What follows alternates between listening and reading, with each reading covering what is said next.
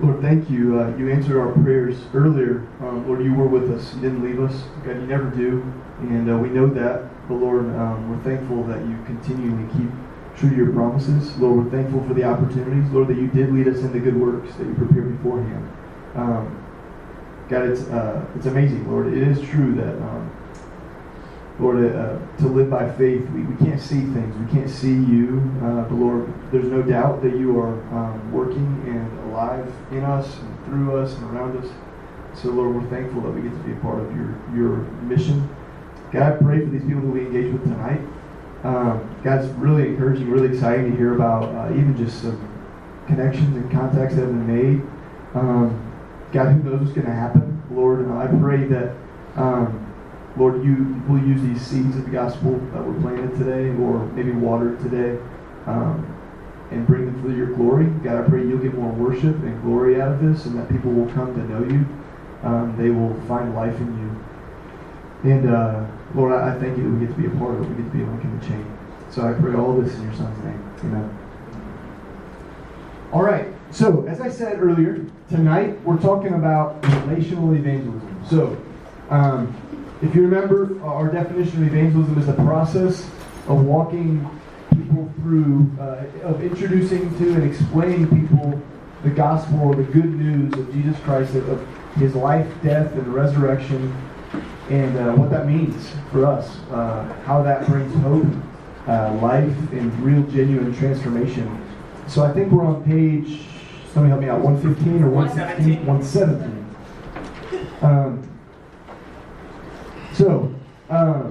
With that, we've been learning a lot. We've been getting a lot of practice so far of doing contact evangelism, where we're just, running into random people, talking to them. But we really want to talk about more of the lifestyle and the life flow of evangelism, where we're on mission wherever we are and through relationships. So, question to start us off: how many of you in here would say that you became a Christian through one or more people sharing the gospel with you through a relationship? So virtually every single one of you. I think it is every single one of you. What made you willing to listen, be attentive to what these people were saying? What made you? What caught your attention with these people that were willing to share these things with you? Just shout out stuff. Just shout out. What? Persistence. They're persistent with you. Okay. What else? Time spent. They spent a lot of time with you. What else? Their joy. They had a lot of joy about what they were sharing with you. Trust. What else over here? Trust. So you trusted them. Yeah. What's that? They cared. They cared. You could tell they cared. Character change. Their character change? Cool. So you saw a life change in the person that shared with you. That's really cool. Their Peace. Yeah, what do you mean by that? Like, I don't know. No, it's cool. No, I think maybe how they were I don't know, maybe just not worried or anxious or frustrated really easily. Yep. They were just kind of Yeah. at peace with That circumstances no longer dictated their Yeah, joy, yeah. right? They no longer dictated how they were doing. Yeah, that's awesome. What else? personal stories. Personal stories. What else? I think they did things that were convenient to them, so inviting me to their home, meeting with them. They were intentional and went out of their way to be with you, care for you. All these things, you said that there was an intentionality about the time spent, the things they shared, the persistency. Maybe one more thing. Go ahead, Bria. It's like we were claiming the same things, but their lives were totally different. Gotcha. Yeah. So they kind of were a challenge to your life just by the way they lived and what they were sharing with you. That's cool. So it's clear, right? It's clear that God uses relationships of real, normal, messy people, right? To lead us to come to know Him. So if that's true that He used, other lousy people in your life to bring you to Christ, He can use lousy people like you to bring you to Christ. I'm just kidding. I love you guys. You're awesome. But a lot of times we can think, man, how can I do, can I really lead someone to Christ? How many of you have ever really thought that? Will I ever actually really lead someone to Christ? You should feel that. I mean, if you don't, I think that's not to say that you shouldn't be excited and expected for God to use your life, but I think it makes sense. Because when we look at ourselves, we think, we should be recognizing, man, I can't change a person's heart and life, and even if I can convince them of these things, that won't make them a Christian. Does that make sense? That even if they get it in their minds and they can recite verses in the Bible, that doesn't mean they're actually going to come to know the Lord. But the Spirit of the Lord actually breathes life into them and helps them to understand and believe the gospel. That happens through people, through relationships. And so that's what we're going to talk about tonight. So, 3 quick things. What is it? Why should we do it? And how do we do it? So what is relational evangelism? This is what I said it like this. It's a labor of love. A labor of love. You've probably heard that term before. Let's read this verse here. 1 Thessalonians 2, 5 through 8. It might be a little small for you in the back, but I'll read it for you. It says this. For we never came, this is Paul talking to the church of Thessalonica. He says, for we never came with words of flattery, as you know, nor with a pretext for greed. God is witness. Nor did we seek glory from people, whether from you or from others, though we could have made demands as apostles of Christ. But we were gentle among you, like a nursing mother taking care of her own children. So, being affectionately desirous of you, we were ready to share with you not only the gospel of God, but also our own selves, because you had become very dear to us. What jumps out about you? What jumps out to you about this passage? Yeah, Caleb. They shared a part of themselves and the gospel. They had a connection to it. Yeah, there was more than just words preached at someone. Yeah, what else? Yeah. Yeah, they didn't seek glory from people. They didn't make demands from the people. They didn't require them to pay them back. So a lot of what he's talking about is we didn't seek glory from them, like you said. He said there's another part. I don't remember if it's in this part, but they worked hard. Right after this, actually, in verse 9, it talks about we worked hard, and that they didn't require anything from those people. That they didn't make them pay for their services or they weren't an expense to them, that they worked their own jobs, earned their own money to be among those people as missionaries. So they didn't ask anything of the people, but yet they gave all of themselves to them. Think about that. They required nothing of these people, but yet they gave of themselves over and over again. And I love this language right here. So, being affectionately desirous of you. And he says, because you become very dear to us. That's just strong language of love and care. And they just liked these people, right? They cared a lot about them. They've grown to love them a lot. So the reason why we say relational evangelism is a labor of love, it's 2 things. It's labor, it's hard work. There's intentionality in our work. There's difficult things that come with labor, right? But it's also not treating someone as just a task to complete. It's not just treating someone as a thing to move forward and get to where we want them to be. But it's a person, right, with a soul. So it's the giving of our care, time, energy, and resources to model Christ and explain the good news of Christ to those who haven't trusted Him, regardless of whether they accept that good news or not. So that's the thing to think about too. Are you willing to love people like that, even if they never come to know the Lord? Which, we don't want that by any means. We want them to come to know the joy and the forgiveness and the love and the purpose and the hope of knowing Jesus. But are you willing to love them regardless of what they believe about Jesus? That's a tough question. It's a tough question for me that I wrestle with every year. So that's kind of what it is. Why should we do this? Why should we engage in not just telling people about the gospel on 16th Street, and not just dropping our testimony on lunch break at work, although I'm not knocking those things, those are cool things. But why should we seek to get to know and learn and love these people?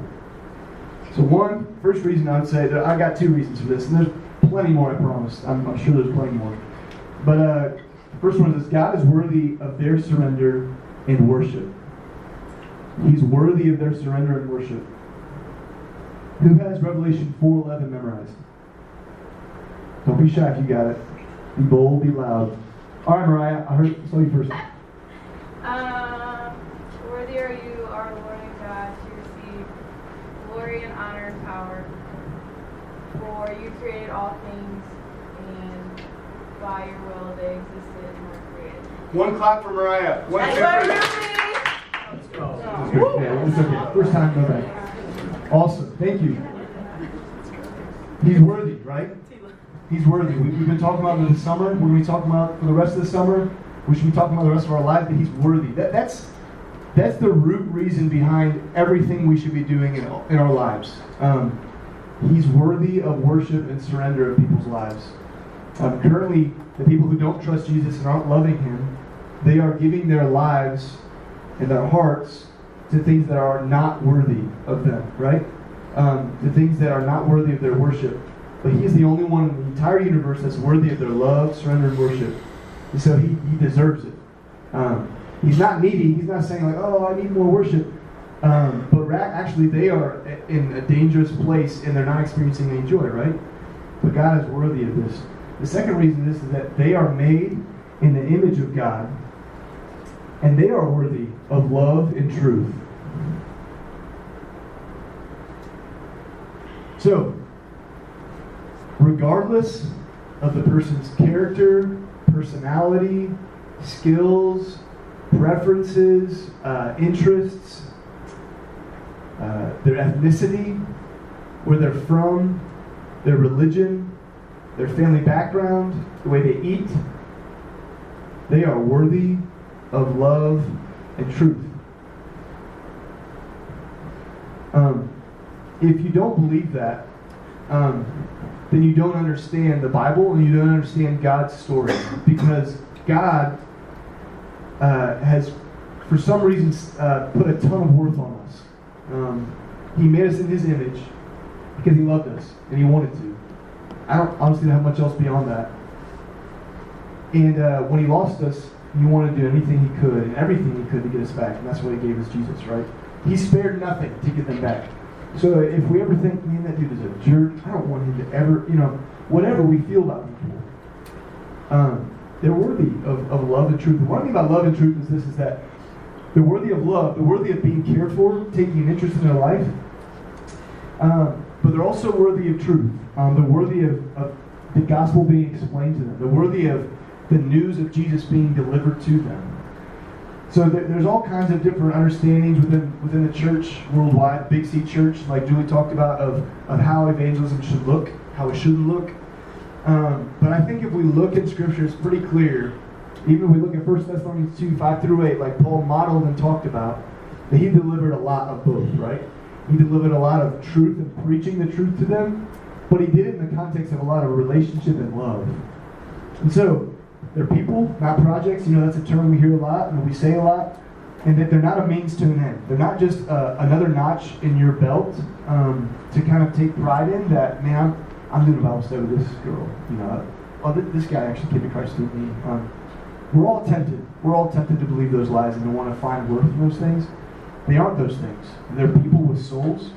And people who actually can feel when we're putting our identity in them. I'm learning this myself. I'm learning repenting of this a lot in my own life. But people can feel when they are being made out to just be a project and not a person. And so, but at the same time, this doesn't mean that we're not making it our aim to, in prayer, to see their lives completely changed and conform to the image of Christ. So, this is tough in our culture, and it might be tough even for you to think about. Because a lot of times we think, oh man, I don't want them to feel like I'm trying to make them fit this mold of like, what Christians are supposed to be like. Man, I don't want them to feel like I'm trying to change them or like all these different things. And I think I really understand what we mean and what we feel with that. But I also think that's also a product of our culture and our generation that says, who are you to press into what I believe, right? When we get back to those narratives and those stories that Mike talked about at the beginning of the summer, the reality is this, is that we need to be submitting ourselves to not our stories, but the story of God. And so the reality is that we are calling them to fit a mold. Not the mold of you, not the mold of the church you go to, but the mold of Christ, right? And we want them to find joy and purpose in life in Jesus. And so that's going to change things. That should change their life, right? If it didn't, then there'd be something wrong. Because to know Him is your life to be completely changed. So Romans 8:29, this is what it says. For those whom He foreknew, He also predestined to be conformed to the image of His Son, in order that He might be the firstborn among many brothers. So those whom God foreknew, or those who he chose to save, those ones who come to know Jesus and become Christians, his purpose is that they will be conformed to the image of Christ. His purpose in their life will change, right? That the way they live their life, their lifestyle, their choices, the way they believe about themselves, about creation, about other people, and about God should be drastically changed when they come to know Jesus. That's part of God's plan. He wants things to be back in his kingdom the way he wanted it to be. So it would be unloving of us. So this kind of summary, it would be completely unloving of us to not share how Christ should change their lives.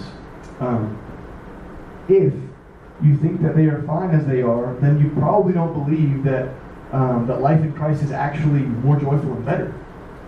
If you don't believe that for somebody else, then I think it's an opportunity for us to really look back. Okay, do I actually believe that life in Christ is actually better? Because if not, then we're not going to want to call people to a new life.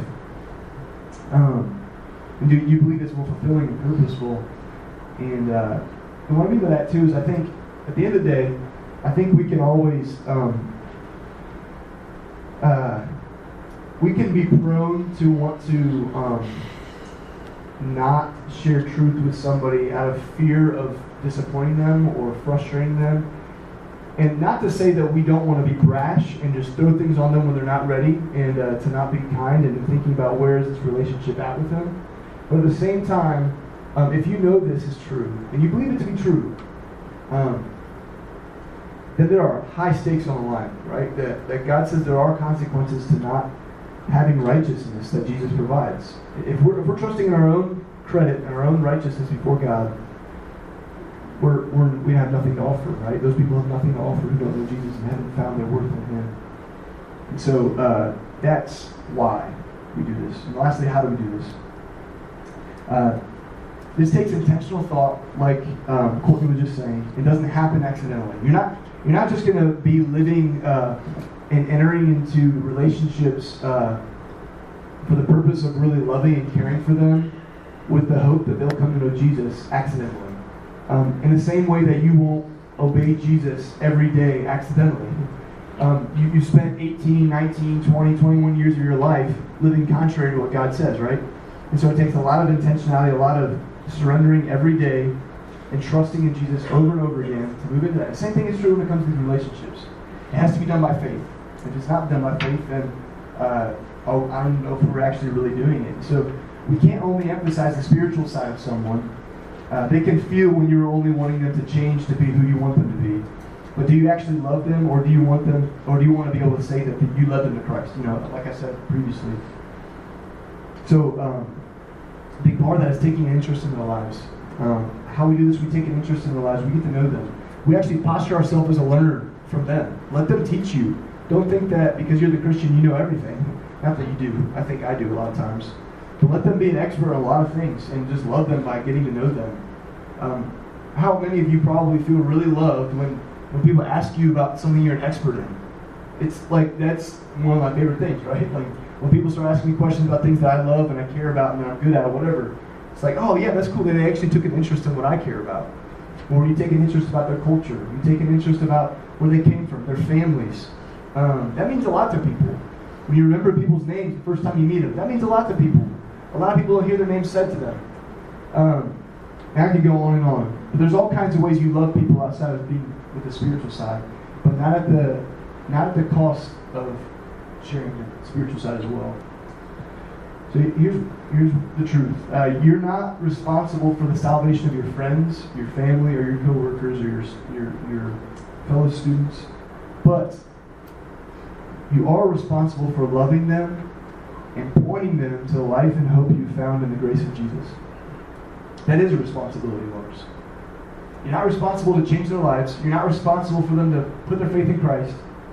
But you are responsible to love them and to tell them the truth when the opportunities arise. So you've got on your notes there 5 wins. So I'm going to run through these fairly quickly. But what this is this is kind of a helpful tool, just a framework for us to think about in being intentional in our relationships to help move people forward, move your relationship with people forward. So you could be tempted to think that this lends towards viewing people as a task or as a project. The reality is this just helps us be better thinkers and carers for people, honestly. And so, these are progressive. These are 5 wins. So the first one is win their smile. Win their smile. So the thought with this, kind of a quote with each one of them is, what they might be saying is, you know what, I want to see him again. I want to see her again. So this might be, somebody you meet on campus for the first day. They move on to campus. You help them move into the room as a freshman. And you just got to know them. You made some jokes with them about something about campus or about, man, I remember when I moved in as a freshman. I didn't know what I was doing, whatever. Or maybe it's the coworker you just met today, the first time you got to work with them. And you just took an effort to get to know them a little bit. And you got to joke around with them a little bit. And they leave thinking, he's all right. I'd like to work with him again. Or she's all right. I wouldn't mind hanging out with him. That's win 1. So get excited about what they're excited about. Ask good questions about their life and interests. Compliment and affirm. Let them teach you. Make memories. Have fun with them. The second one is win their trust. Their thought here might be, wow, they didn't have to do that. Like, they kind of went out of their way to do something for me. Nobody really does that for that. That's pretty cool. This might look like meeting a need that they have. They don't have lunch that day. They forgot it at home. They forgot their wallet. Hey, let me pay for you. Oh, yeah, I'll give you back. No, don't worry about it. I got you. Don't worry about it. Maybe it's change their current negative circumstance if possible. Somebody's not getting a break all day at work, and you're like, hey, and you maybe haven't even gotten to work all day. Hey, I'll take over your shift. I don't know how it works, English, but roll with it. But hey, I'll take your spot. Why don't you go ahead and take 15? It's cool. I'll pass up on mine. Wow, you didn't have to do that. Give rides to people. Enter into their world. Remember who they are. Remember their names, their faces, their backgrounds, their family members. There's all kinds of things, examples I got here. But do things that are out of the ordinary, that most people don't do. And it really isn't that hard to do, honestly, because unfortunately a lot of people don't think to just care about people. The third thing is win their curiosity. I would like to think or talk about that some more. So what this might look like is beginning to have a conversation about deeper matters, purpose, fulfillment, their backgrounds, hope. What do you put your hope in, your trust in? Maybe it just might be you got to share the gospel, or you got to hear about their spiritual background. You share your testimony with them. Using questions to discover what their heart's all about. Leave them hanging a little bit. It's okay to not share anything and everything you know about Jesus and the Bible all on the first time you talk to them. You actually shouldn't do that, by the way. Being around their life and let them see how you do and think things differently. Spending time with them, that they get to see things differently, and that it kind of wins their curiosity. Again, if you have different questions about how this might play out, we can talk more about this afterwards. But the fourth one is win their time. So this is, if you think about it, it's just a normal progression of any relationship or friendship. Things kind of hit off with somebody you get to know in your class. You probably related on something that was funny that happened in your class, or you have a common interest and you joke about something. You hang out one time and you kind of get to know more about their backgrounds. You can gain some trust with them. You talk about things that make you want to know more, and then you win their time. You get to do more things. It's just a normal progression. I hope you're seeing that. But I'm planning on being there with their time. That could be anything from, hey, I want to hang out with you again. I'm planning on being at that hangout that we're going to do. I'm planning on being at the coworker cookout. It also might be, man, I'm planning on being at that Bible study. You want I'm not saying this, but you want my curiosity. I want to learn some more things about this. I'll be there. So this looks like taking the initiative and the opportunity to ask them to things, right? It's inviting them to non-threatening things that are not hard to recruit to. It's just, hey, why don't you come check this out with me? And the last thing is win their involvement. And so the thought with this is, I never knew God and the Bible could be fun and interesting. So as you've gotten into some of these deeper spiritual questions and conversations, winning them into something a little bit bigger than just you and them. Tying them in with other friends of yours. So maybe it's back on campus. That's where you're winning them to maybe your 902 or your main event, or what do you call it now? Yep. It's the main event. Or whatever you're doing at Truman. If you're doing a Bible study at Truman, or if you're doing a Bible study at SLU or WashU, win them by their involvement. winning them to a conference or something like that. Those are examples, but I think it's anything where you're getting consistent time with them, a commitment. That means a lot in a relationship. When people are willing to kind of continually engage in these things, that means a ton. And the way this can happen is valuing their input, remembering their input, following up with them from previous conversations. So that's kind of the 5 wins. And so we're going to do this real quick. I'm going to introduce this to you, and I want you to take about 5 minutes to do this just at where you're at. And we don't need to talk necessarily unless you have questions. But we're going to do it. So 5 wins, and then we got another thing we call the top 5 tool. So it sounds kind of weird, but what this is simply, I want you guys to think about right now, coworkers, is write down 5 of the people you're closest to at work right now. And if you don't have 5, that's okay. But try, and if you have more than that, it's okay just to settle on 5, or if you want more, write more, that's okay. Write their names down, maybe on that page 117, just write their names down. And what I want you to do with this is to kind of identify, of these 5 wins, maybe where you're at in this relationship. Where have you kind of gotten with them so far?